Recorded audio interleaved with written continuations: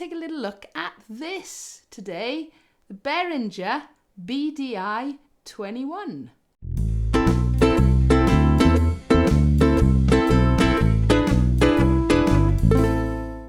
So, V-tone, Behringer BDI 21. It's a bass preamp. What does that do? Well, it's sort of, you can set the tone a little bit more. You can model different bass amps. And this is a copy of the Sans amp by Tech 21. All right. Big difference, though, is that normally costs £200 upwards, and this costs less than 30. So if you don't actually know much about Behringer or Behringer, the reason I have a problem with the way I've said the name, for years I thought they were a German company. In fact, they're not. They're a big Chinese company. They have a huge factory, and many of their products are very cheap. Also, many of their products are actually copies of other named brands. As I said, they're cheap, but don't always think, oh, well, the quality isn't very good, because they actually make many of the components that go into the more well-known or more expensive brands. All right. So we're going to have a little look at this, the tone amp today, or V-tone. All right. Why is it useful? You can change the way your instrument sounds. All right.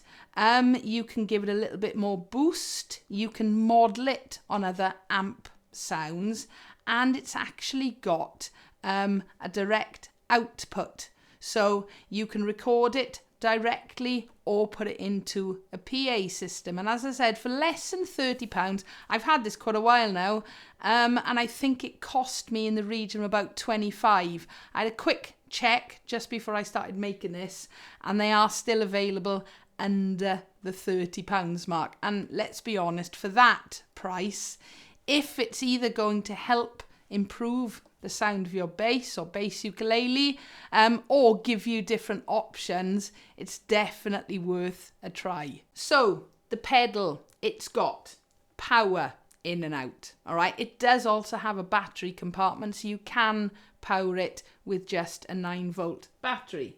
It's got, as I mentioned a moment ago, an output, a balanced output, and then on the back, you're just talking about the output to go into your amp, and the input, in this case, at the moment, it's going via my Kala electro acoustic, but I have got it plugged into a looper, and I've done that for something I'm going to do a little bit later on in the video. Okay, it's differences compared to the Sans amp. This is a plastic case. That doesn't really mean that it's, not going to take usage, shall we say. All right, it's quite a nice sturdy little pedal. The one thing that does annoy me, and you'll see in a moment when I start going through the settings, I just wish these control knobs had some easier way of seeing the middle, like a little white dot or something. So at some point I will probably customize them to make them just a little bit easier to see. So let's run through what each one does. First of all, we got the drive. All right, that alters your gain or your overdrive. All right, then we've got your EQs, your treble, and your bass. All right, fairly self-explanatory. The level is your volume output. All right, so if you've got a particularly quiet instrument, you can always up it using your level. The presence, this sort of boosts the upper harmonic ranges. All right, it sort of gives a slightly smoother and also a little bit more attack. So that's what your presence does. And then the blend, I assumed blend would be how much of the effect is going in. It's not actually. It's to do with the amount of tube emulation. All right, trying to emulate a good old tube amp. So that's what the different settings are. The ground lift may eliminate any buzzes or hums you've got if you're running other bits of electrical equipment. And then obviously we've got the on off. So let's just hear a little bit, and then I'm going to run through. There are some sort of, not presets on here, but there are some suggestions as to settings to get different sounds. And I'm going to use this, my electroacoustic fretless with polyurethane strings on it, and my Carla California U bass, which has got round wound strings on it, just to give you a few different options. So pedal off.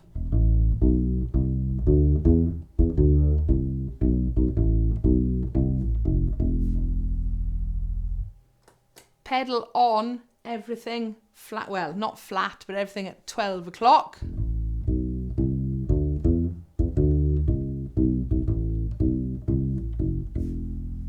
Off.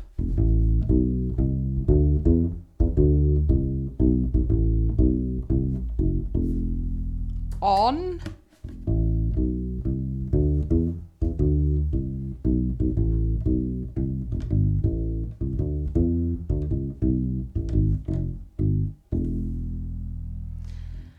Now, I'm hearing what's coming out of the amp in the room. I've got a microphone right in front of the amp down there. I'm running a line out direct from the pedal itself, and I've got an overhead mic. So you're going to be hearing a combination of all three. And I really would suggest trying to listen to this with headphones on or a good, decent set of speakers, because it is quite boomy. So to me then, that actually sounded as if when the pedal went on, it went slightly quieter. Okay, that's just to do with the level or the volume output. So let's have a little go of some of these settings that Behringer suggest. If you do end up with this pedal, all right, the settings I'm about to show you were not in that little leaflet. In fact, there were settings, but I think they were for a different pedal. They weren't for this, but I did find these on their website when you download the manuals and their little leaflet. Okay, so the first one, fat tube, I'm assuming it's emulating an old style or even a new style tube amplifier. So drive at 12 o'clock. Treble at 12 o'clock, bass at 12 o'clock, the level at 12 o'clock, the presence at 12 o'clock, and then blend full up. Okay, first of all, without the pedal.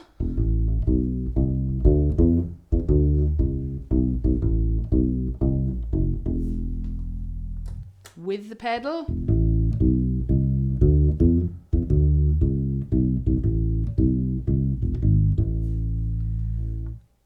I'm just putting the level up a little bit on there. It's going to sound different on different basses, different makes, different types of basses, okay? And of course, pedals react differently to the different pickups. This has got a piezo and the saddle pickup here, and of course the rubber strings. So again, with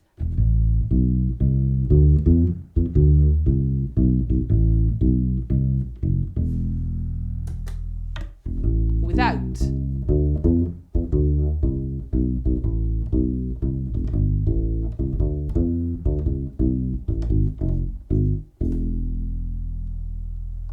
So the next setting, SVT Style. It's actually a type of Ampeg amplifier, like a vintage one. This is what this is trying to emulate. So let me just get the settings for the SVT Style.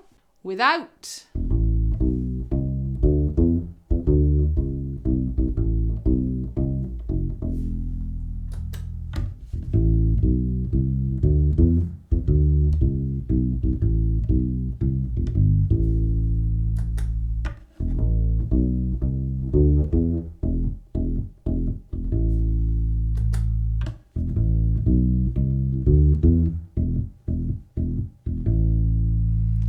And one of the reasons I do love making videos like this is, as I said, I can only hear what's going on in the room. And often you get a really different impression when you're listening to it afterwards, either through headphones or decent speakers.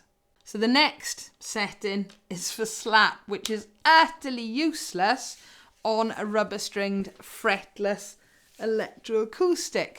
So for this one, I'm going to use the good old Nik West signature model California U bass, and of course Nik West is an awesome bass slapper as well. So we've got the slap settings on now without the pedal.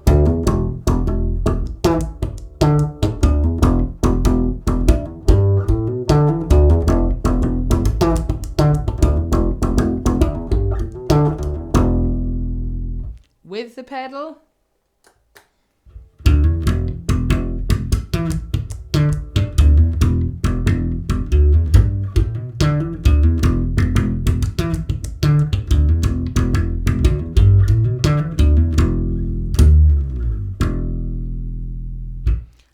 I am not the greatest slapper, all right, but that gives us a good idea of with and without the pedal on the slap settings. So a little bit of reggae without the pedal.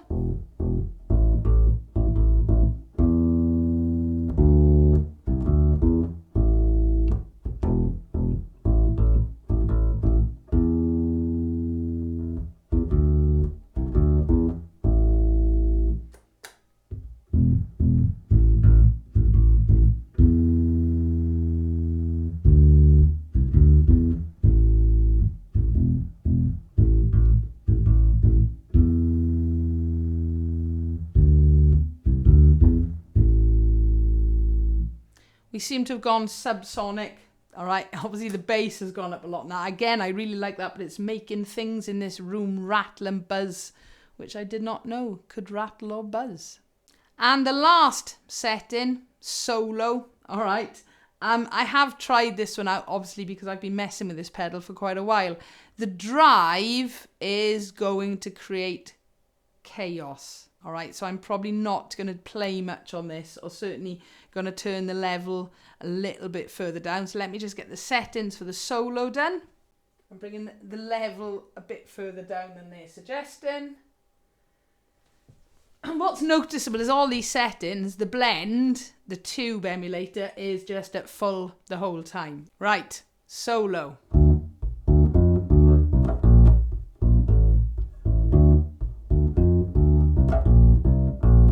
With pedal.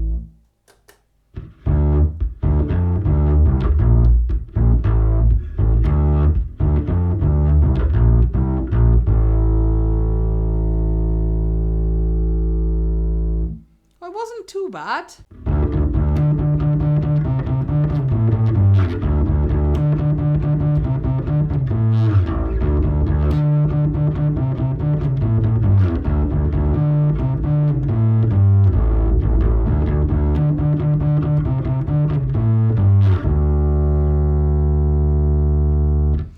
It really is going to depend on what sort of things you're playing on your bass uke. So I've got a looper here. I've just recorded using my Carla Nik West a quick riff, and I'm going to go through some of the settings. It really does depend on what instrument you're using. You can hear the round down strings sound very different to the rubber strings. The pedal makes a huge difference on my Fana Pee-wee bass, and that's got magnetic pickups. I'll leave that for a separate video. So here are just some of the sounds you can get out of this very cheap preamp pedal.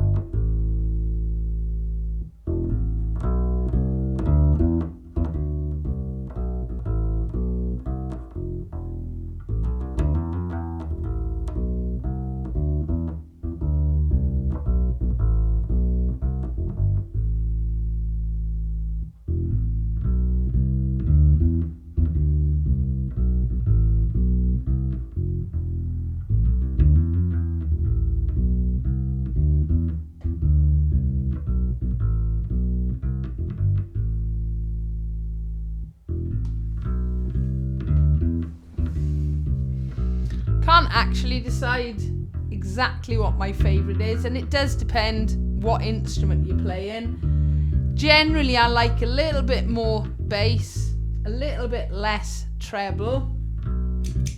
I am loving the tube sound of it. It gives a really nice warm sound, especially suitable for lots of the music I like playing, and with the rubber strings as well.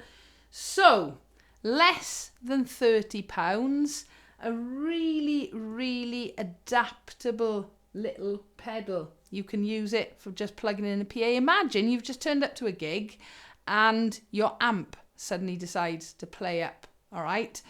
With that pedal, it literally could save the gig, because you could take that out and pop it into the PA and you've still got a bass sound, all right? Passive instruments, it does give that little bit more of a boost. You can emulate different sounds, especially using the settings that I put up earlier on. Go and check out the Behringer website for those if you want to download them. Don't rely on the little leaflet that comes with the pedal. So, the Behringer Bass Amp Modeler Driver DI box, a really cheap piece of kit that can really change the sounds and give you lots of options when it comes to playing your bass ukuleles, and of course bass guitars and double basses as well. I'm very glad I tried this out. I've always wanted one of the Sans Amp by Tech 21, and that is something I will look at in the future. But bear in mind, I've gone for decades without using pedals on the bass, all right? But I am having great fun, and especially with the different types of bass ukuleles and U-basses that you can get. You can really get some quite distinctive sounds using one of these. Would I recommend this? Yes, I'm very glad I've got one of these. Whether you're going to be adding it to other pedals, using it as a standalone just to either improve or give you more choices as to the sounds you get for your bass ukulele. There are different versions, guitar and acoustic guitar. I may well try them out in the future for our ukuleles as well, all right? But I think for under £30, this is a cracking little bit of kit. I do hope you've enjoyed or found it helpful. And of course, if you've got one of these, let me know whether you like it or hate it, or whether you think it's worth it or not.